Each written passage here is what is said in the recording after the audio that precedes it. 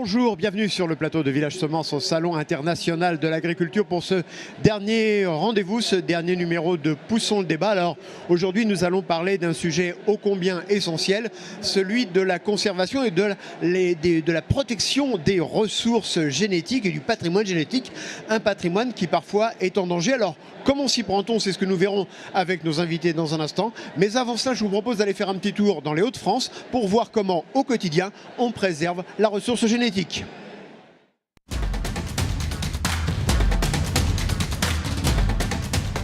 Alors, comme ça, le haricot de Soissons aurait quitté la France?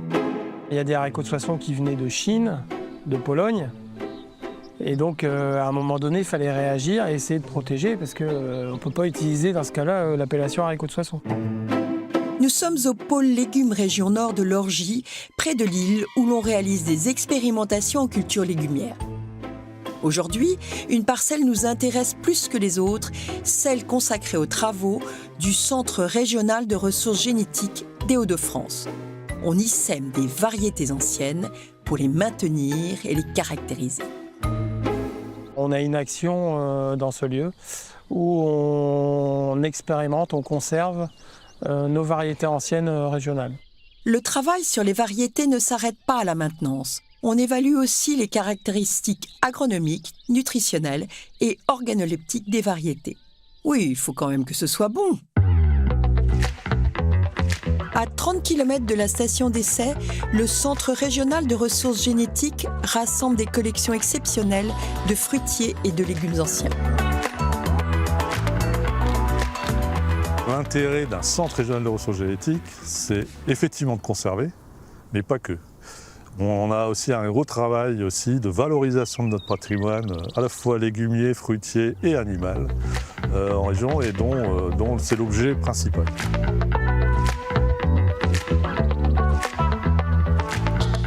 Chaque producteur ou maraîcher avait un savoir-faire, avait une manière de cultiver, avait une manière de produire ses fruits ou de refaire ses semences et une manière aussi d'imaginer des recettes aussi. Il y a forcément une histoire humaine derrière.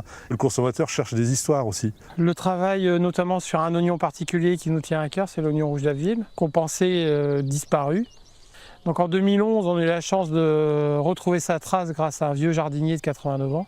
Et donc on a inscrit la variété et depuis quelques années, on rediffuse la variété. En 2011, il y avait un jardinier qui cultivait cet oignon. Et maintenant, en 2023, il y a des centaines et des centaines de jardiniers qui cultivent l'oignon rouge d'Abbeville et il est sauvé. Donc c'est ça le principal. Donc on est heureux. C'est à la fois notre histoire, l'histoire de l'homme et l'histoire de l'agriculture. Mais en plus de ça, c'est des solutions pour l'avenir en matière d'alimentation et d'évolution des productions qu'on pourrait avoir à terme.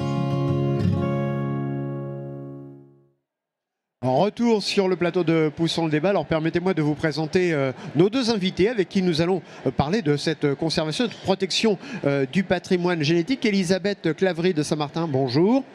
Prenez votre micro.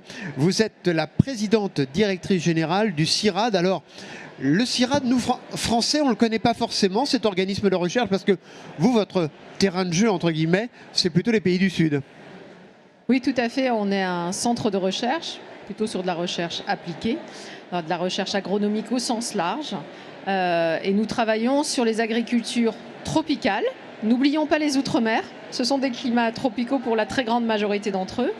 Mais nous travaillons aussi sur les zones méditerranéennes, arides et semi-arides, comme les oasis. Et ce qui est très bien avec vous, quand on parle avec les Ciradiens, comme on appelle vos chercheurs, c'est qu'on parle de choses amusantes comme le café, le cacao. Vous avez quand même des sujets de recherche passionnants, d'ailleurs, qui ont été à l'origine de publications. De publications, mais aussi de dépôts, de création. On va parler de sélection variétale, donc de création. Mais aussi, au CIRAD, nous avons un mandat de coopération, puisque nous faisons de la recherche agronomique pour le développement. Donc non seulement nous faisons de la recherche, mais nous avons surtout à cœur de faire en sorte que nos partenaires au sud, dans ces pays tropicaux, souvent beaucoup plus pauvres que les nôtres, puissent eux aussi progresser via de la formation et puis qu'il puisse y avoir un impact pour les producteurs locaux sur toutes ces denrées, comme vous l'avez signalé, que nous consommons chaque jour finalement. À vos côtés, Christian Leclerc. Bonjour Christian. Bonjour. Vous êtes Philippe. coprésident de l'Union pour les ressources génétiques du Centre Val-de-Loire. Alors c'est quoi l'Union pour les ressources génétiques du Centre Val-de-Loire? Alors c'est une union de 12 associations qui travaillent donc à la valorisation des variétés anciennes et des races animales également. Bon, on ne parlera pas de la race animale, je pense, aujourd'hui sur le plateau, mais dont l'objectif, effectivement, est de conserver, pour éviter que se perdent, ces races et ces variétés. Sur les variétés végétales, nous travaillons en fait sur les légumes, sur les fruitiers et également sur les cépages rares. Alors, aujourd'hui, on dit que les ressources et le patrimoine génétique sont en véritable danger. Est-ce que c'est vrai? Est-ce qu'aujourd'hui, vous avez le sentiment qu'il y a un problème côté ressources génétiques, Madame Claverie de Saint-Martin? Alors oui, il y a un double problème. Le premier problème, je crois qu'il est déjà mentionné, vous le voyez dans la presse, c'est-à-dire la concentration s'agissant en particulier de l'agriculture européenne et je dirais de zones tempérées sur laquelle nous ne sommes pas spécialisés, mais nous voyons bien qu'il y a une concentration sur finalement quelques tomates, quelques pommes, voilà. Et la même chose effectivement sur les espèces animales, ce qui est un problème.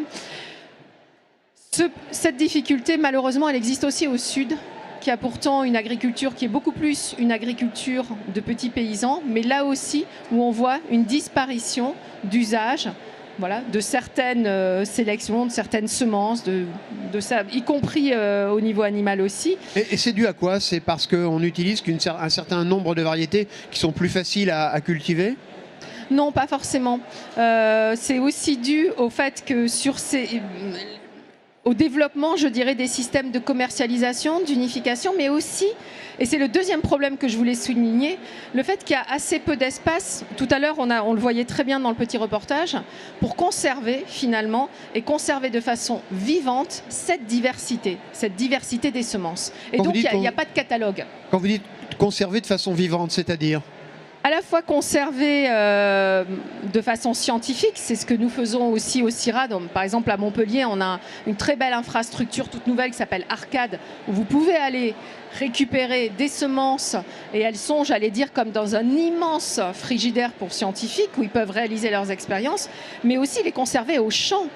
Et voir aussi comment chacune de ces espèces va évoluer par rapport au changement climatique, par rapport au stress hydrique, tout en gardant une certaine homogénéité génétique. Alors dans le centre Val-de-Loire, justement, cette biodiversité, ce patrimoine génétique, il est vraiment en danger ou pas?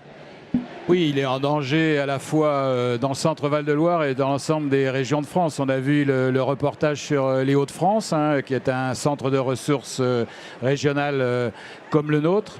Et donc le problème majeur qui se sont saisis les opérateurs, que ce soit pour les légumes ou les variétés végétales, que ce soit les agriculteurs, les jardiniers, les associations, les bénévoles, c'est de faire en sorte que les variétés anciennes, ces variétés anciennes, donc ne soient pas perdues définitivement.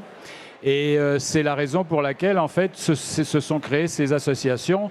La première étant, par exemple, sur les fruitiers, la Société pomologique du Berry, qui aujourd'hui conserve 400 variétés anciennes, donc qui ont été cultivées dans le passé et qui sont originaires du centre Val-de-Loire.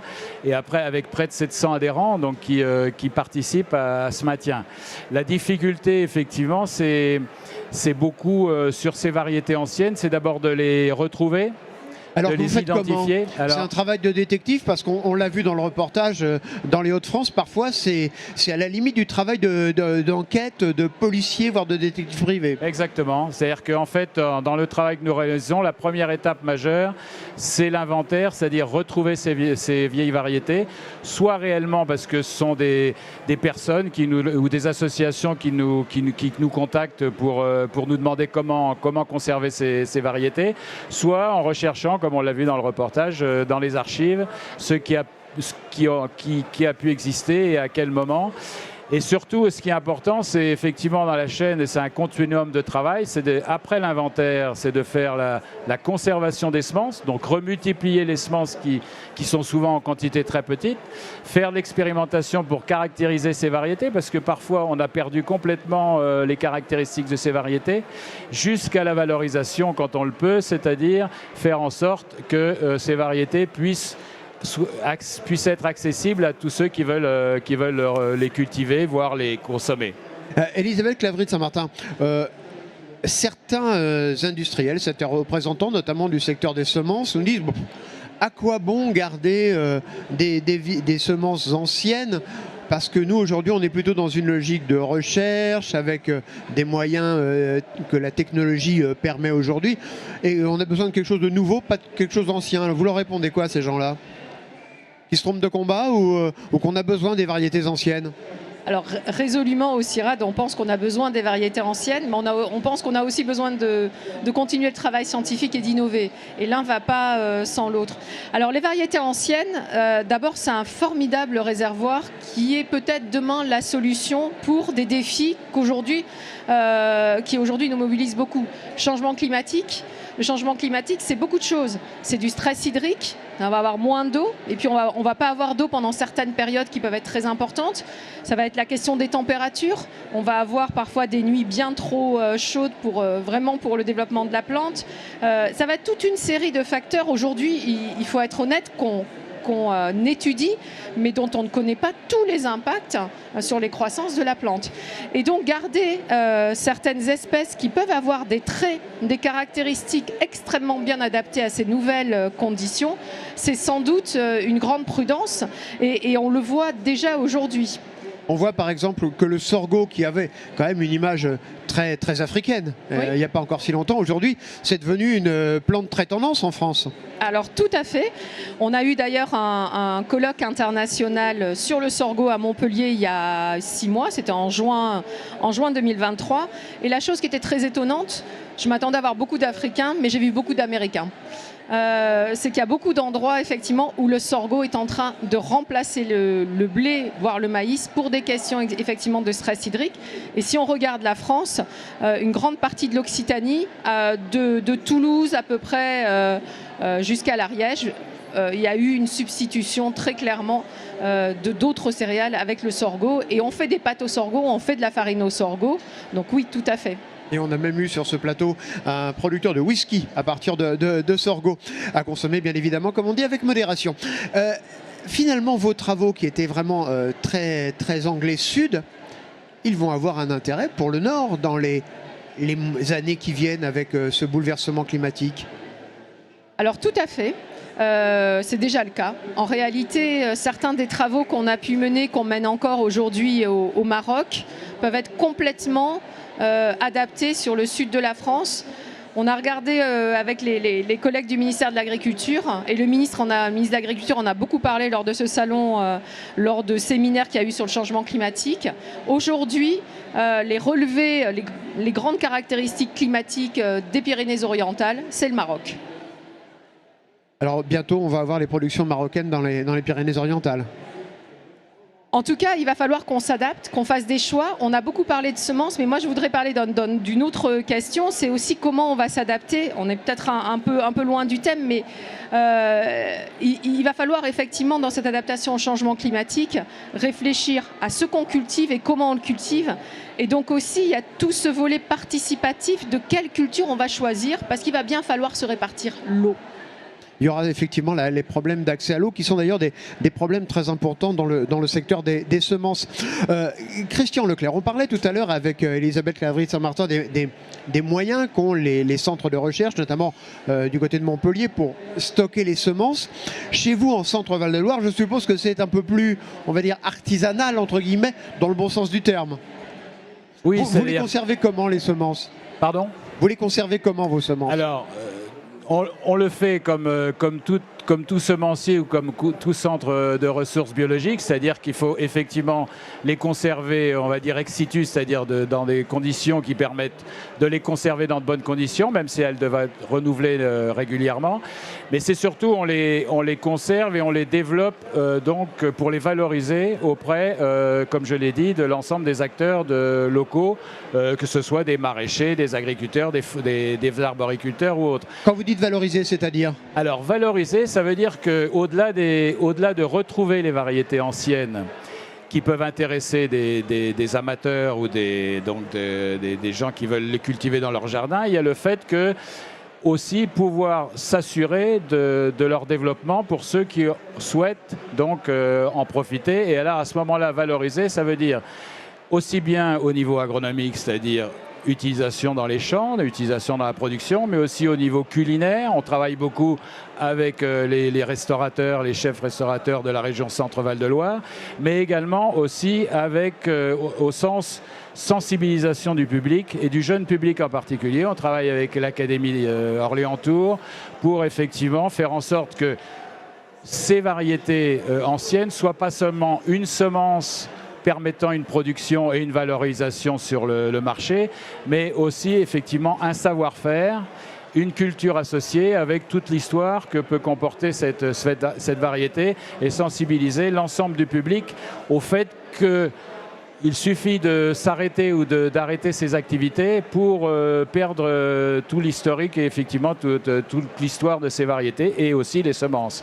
Donc ce travail, il est très important et il est souvent méconnu, voire très sous-estimé. C'est la difficulté que nous avons, nous, centres régionaux de ressources génétiques. Il y a un gros travail qui a été fait effectivement il y a une vingtaine d'années avec ce qu'on appelle le Bureau des ressources génétiques qui a permis de créer ces centres de ressources biologiques dont vous parlez, de l'INRAE, du CIRAD, pour les centres régionaux qui sont donc des ressources génétiques qui sont maintenus par toutes sortes de collectifs, d'associations, de particuliers.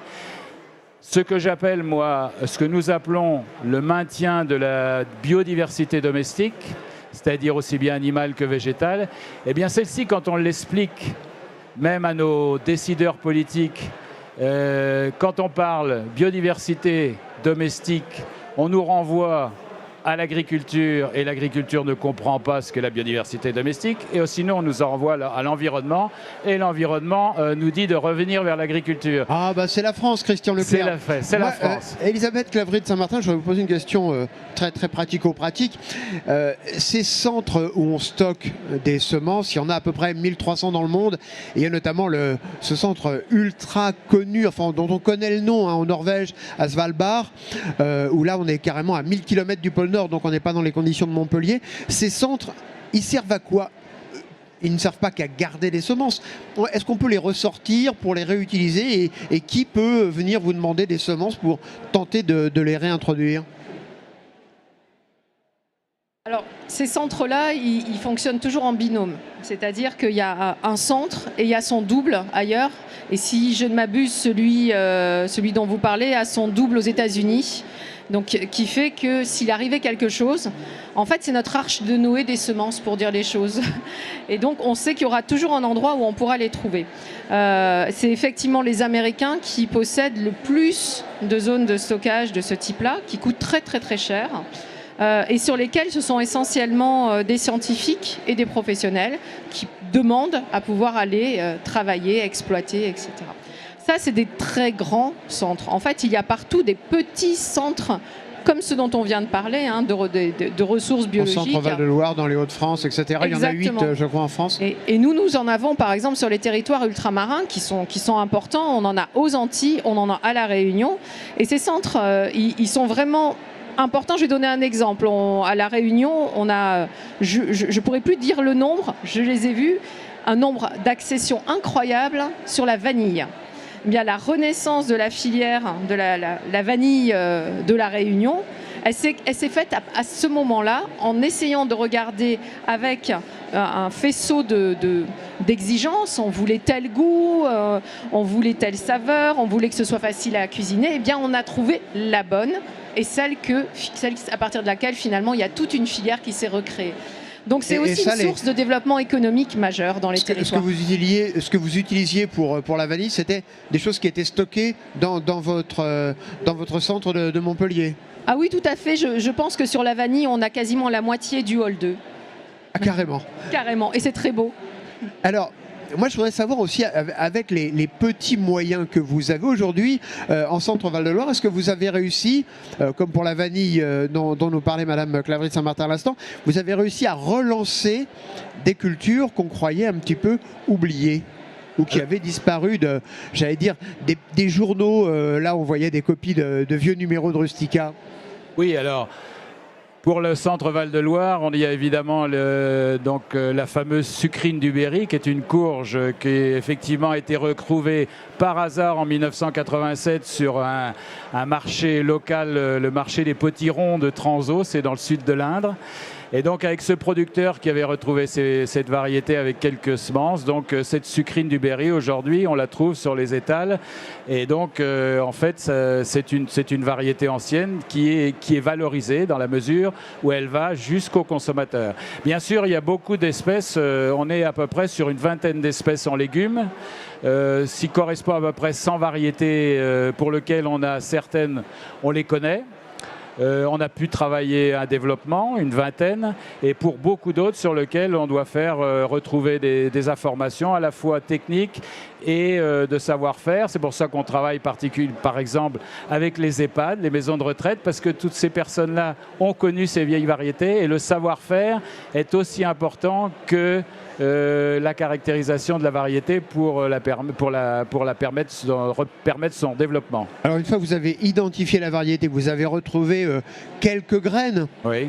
Ça se passe comment la suite? Vous travaillez avec des entreprises semencières pour relancer, vous disposez vous-même de partenariats avec les agriculteurs pour multiplier ces semences? Exactement, on travaille, nous on n'a pas de moyens directement, contrairement aux Hauts-de-France, nous avons 3 ingénieurs donc, qui travaillent sans aucun moyen technique, j'allais dire, mais qui travaillent avec une quarantaine de partenaires, que ce soit des partenaires semenciers, donc agriculteurs, maraîchers, collectivités locales, et également un grand nombre de partenaires au niveau national, de façon à permettre de remultiplier ces semences, de les caractériser, de nous aider à les caractériser et aussi de la valoriser. Alors pour ça, c'est vrai que puisqu'on est sur le stand de SEMAE, je voudrais dire qu'effectivement, il y a beaucoup de choses qui ont été faites pour ces centres, ces vieilles variétés anciennes, notamment depuis 2016, parce qu'il a été à la fois créé donc, une section de ressources génétiques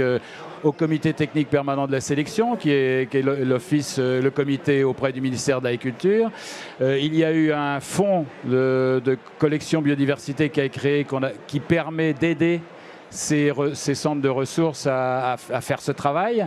Et puis aussi, il y a donc SEMAE, bien sûr, qui a créé cette section diversité des semences qui nous permet non seulement, effectivement, de nous aider à faire ce travail technique, j'allais dire, mais aussi nous aider à justement faire connaître et faire reconnaître auprès des pouvoirs publics donc cette notion de biodiversité domestique, régionale, locale, sur lequel, effectivement, il y a beaucoup à faire pour faire comprendre. Et si on fait comprendre, on doit pouvoir définir une stratégie. Et si on a une stratégie, on aura peut-être des moyens.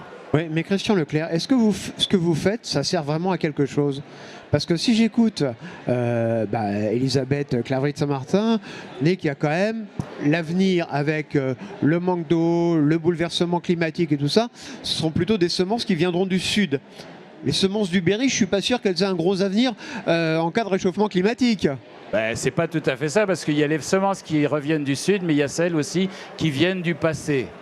Or, effectivement, quand on parle de biodiversité domestique et qu'on parle de ces variétés anciennes, elles ont été créées, développées, produites dans des conditions agro-environnementales particulières, avec des circuits, des conduites culturelles particulières de l'époque.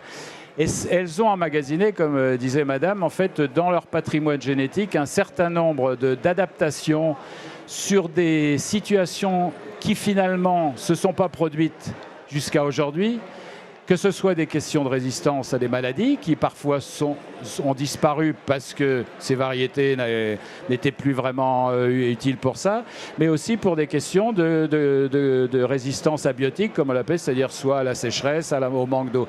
Donc on peut venir du sud, mais il ne faut pas oublier qu'en venant du passé, on peut également avoir un patrimoine génétique utile pour la sélection. Alors on parlait tout à l'heure du sorgho. Est-ce qu'il y a d'autres semences, d'autres plantes qui vont, j'allais dire, passer la Méditerranée et arriver chez nous? Tout à l'heure, vous disiez que finalement, on allait trouver dans les Pyrénées-Orientales ce qu'on trouve aujourd'hui au Maroc. Il y a quoi, par exemple, dans ces semences qui vont voyager? Qu'est-ce qu'on va faire qui va bien pouvoir supporter à la fois le manque d'eau et la chaleur et le bouleversement climatique? D'ailleurs, quand on dit bouleversement climatique, ça ne veut pas forcément dire chaleur. Ça peut être aussi des périodes de froid. Oui, et ce que vient de dire Christian, c'est aussi important. On a parlé du changement climatique parce que c'est vrai que c'est sans doute l'enjeu qui est le plus visible pour les citoyens.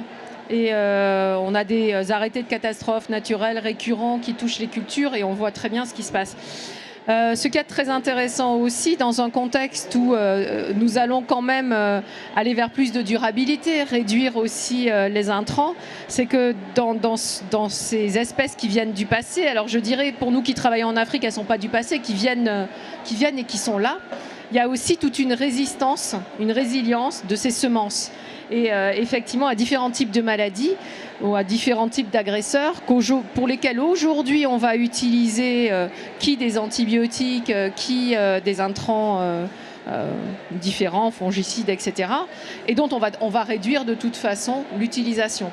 Donc il y a vraiment beaucoup d'entrées et cette nécessité de garder cette diversité, alors nous on appelle ça l'agrobiodiversité, la diversité cultivée.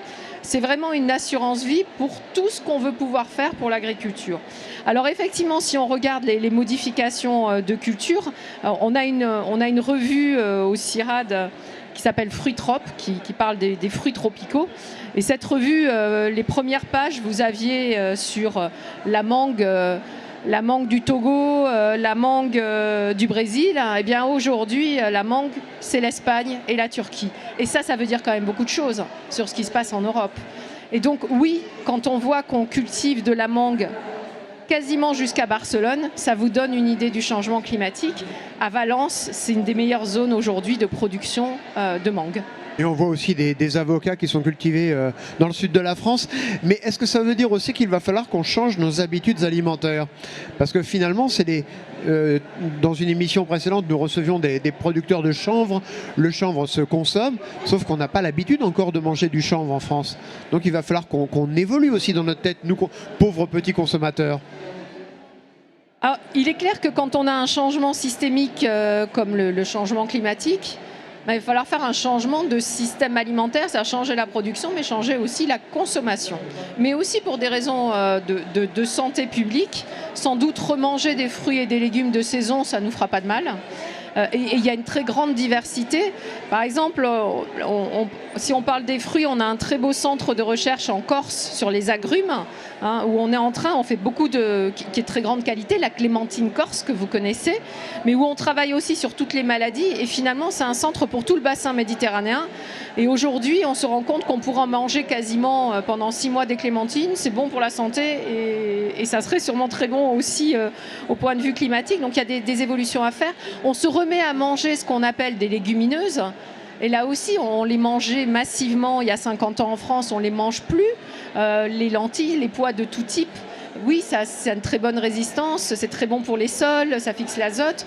Il y a sûrement beaucoup de choses à faire. En fait, on a un enjeu aujourd'hui de changement climatique qui nous terrorise, mais on est beaucoup mieux armés qu'on le croit, et surtout d'une part en France, mais d'autre part avec cette fantastique coopération internationale qu'on a su créer.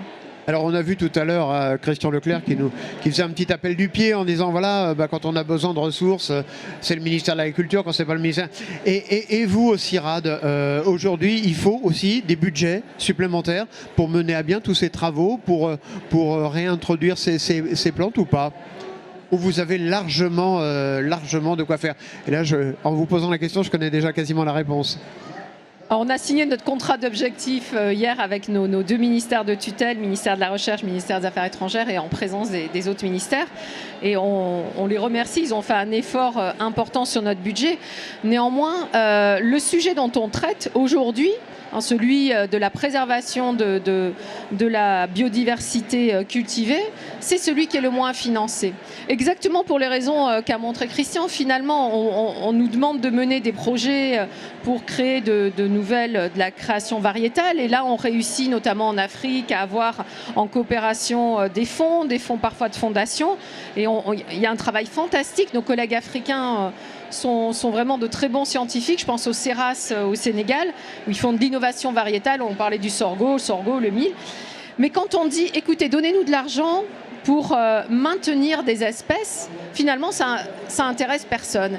Et ça, on n'arrive pas à le financer. On n'arrive pas à le financer par les projets, puisque pour les projets, il faut créer de nouvelles espèces.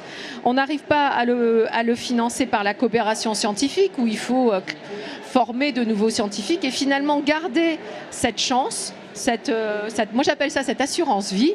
Eh bien, c'est un ping-pong. Et oui, on a demandé au ministère de l'Agriculture de le financer, nous, l'INRAE. Et alors je ne vais pas dire que c'est un dialogue de sourds, mais on voit bien que ce n'est pas en haut des priorités politiques. Jusqu'au jour où il nous manquera l'espèce qu'il fallait. Elisabeth, j'ai une dernière question à vous poser. Je suis un grand amateur de chocolat, je carbure au chocolat. Est-ce qu'un jour, il y aura des cacaoyers en France ? Il y en a. Il y en a dans les Outre-mer, il y en a à La Réunion, il est excellent. Et en fait, on pourrait en créer ailleurs. Mais voilà, il y a déjà du café. Il n'est pas terrible, on l'a testé. Dans les Pyrénées-Orientales, c'est près de Prades, on a fait un test juste pour montrer qu'avec le changement climatique, on en fait. Mais il y a du chocolat, ne l'oublions pas, dans les territoires ultramarins. Eh bien, merci beaucoup Christian Leclerc, merci beaucoup Elisabeth Clavry de Saint-Martin d'avoir participé à cette dernière émission de Poussons le débat. J'en profite rapidement pour adresser un petit coucou et remercier toutes les équipes, celles de CEMAE, celles de NMC Productions, sans qui cette émission n'aurait pas été possible. Merci à toutes et à tous et à très bientôt.